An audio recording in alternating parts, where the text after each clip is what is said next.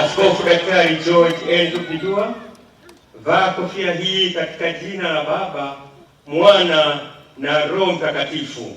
Ni ibada maalumu ya kuweka wakfu kwa askofu mteule wa kanisa la KKKT Dayosisi ya Morogoro, Dr. George Pindua na msaidizi wake Peter Makala, iliyofanyika hapa katika kanisa la Bungo, Morogoro mjini.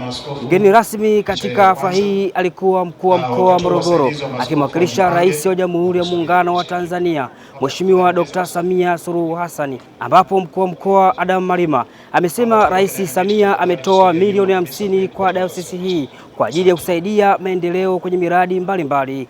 Kutoka hapa katika eneo hili, hii ni Ayo TV na millardayo.com. Mimi ni Jacob Msonyo. Sasa niombe kusema maneno kwamba na mimi nimetumwa kwamba haya mengine yote naenda kuwapelekea, lakini hili la kwamba baba askofu mtakapokuwa mnaanza kuchangishana, basi mjue mnaanza mnachangishana hali mnaanzia kwenye milioni 50 ambayo umepewa na Dr. Samia Suluhu Hassan.